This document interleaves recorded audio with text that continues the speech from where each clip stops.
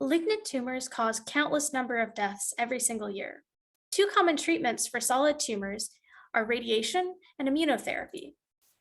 And one of the nice things about radiotherapy is that it has a dual effect. So in addition to killing the tumor cells directly, radiotherapy also stimulates the immune system by recruiting new T cells. It should therefore be a little surprise that using radiation in tandem with immunotherapy can be an effective method for tumor control, since the secondary effect of radiotherapy augments the primary effect of immunotherapy. Now, recent studies have shown that the degree of synergism between the radiotherapy and immunotherapy is sensitive to the timing of the radiation pulses. So here you can see some data from a recent study which show that if you apply two pulses of radiation 10 days apart, then adding immunotherapy has a big effect. Whereas if you apply those same two pulses of radiation only 1 day apart, then the effect goes away. So there are various competing ideas about why this happens. One such hypothesis suggests that the immune cells newly recruited by the radiotherapy are more sensitive to also being killed off by radiation than the existent T cells. So the idea is if you apply the second pulse of radiotherapy too soon, you kill off all the newly recruited sensitive immune cells and consequentially weaken both the secondary effect of radiotherapy as well as the primary effect of immunotherapy. So then what's the best way to space the radiotherapy pulses? This question is important but difficult for many reasons, not least because the optimal spacing might vary wildly between individuals due to differences in their immune system characteristics. A method for determining personalized adaptive radiotherapy schedules is therefore of utmost importance, and that brings us to the goal of our current work. So we propose here one such method. So we describe our method in the context of a tumor xenograft experiment, which is a necessary step in preclinical development of a therapy for a solid tumor. So the way these experiments usually go is you implant some cohort of experimental animals with tumors, apply the treatments you're interested in, and then watch how the tumors grow over the next few weeks.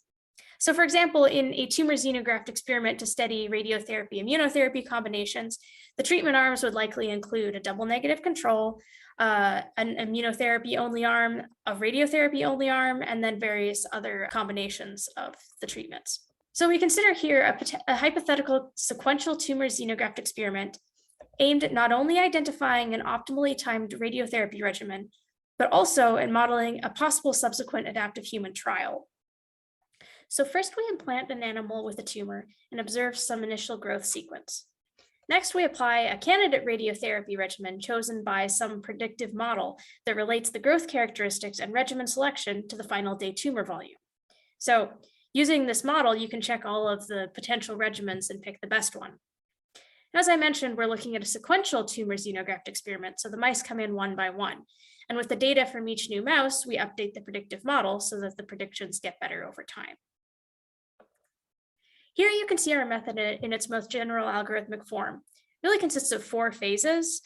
First, the observation phase, where you generate the initial growth sequence, and then prediction using the model Q, after which we enter the optimization phase and retrieve the best action under the predictive model. Then you apply the treatment and see what happens. And finally, after observing the result, we refit Q so that, like I mentioned, the predictions get better over time. Since no such in vivo experiment has yet been attempted, that we know of at least, we will conduct the experiment wholly in silico, that is, as a Monte Carlo simulation experiment, where the mechanics of the tumor growth microenvironment are governed by this set of difference equations. And to capture the variability between mice, we add distributions to some of the parameters here in the difference equations. Among other things, this lets us test how practical an actual in vivo sequential tumor xenograft experiment might be, and to determine some important characteristics such as sample size. But most importantly, the simulation will allow us to evaluate a range of possible choices of sequential optimization methods. We test 3 different versions of the method, which impose varying levels of structure on the predictive response surface Q. First, we try fitting a model that matches the one we used to generate the data. That is, this nonlinear model governed by a set of difference equations where some of the parameters are random variables. We also try using a linear approximation, which makes fewer assumptions about the form of the data, and finally, a neural network, which makes pretty much no assumptions about the data. It's just a black box method.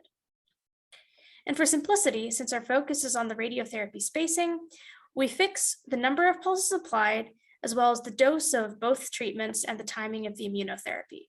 To evaluate the performance of the method, we compare the final day tumor volumes under radiotherapy regimens with the spacing determined a variety of different ways, including random choice, spacing selected using the Q function from our method, and then also fixed spacing.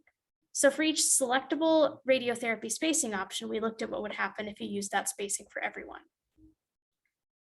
Here you can see the differences in final day log tumor volumes when you subtract the one we're interested in, the volumes resulting from our method, from each reference.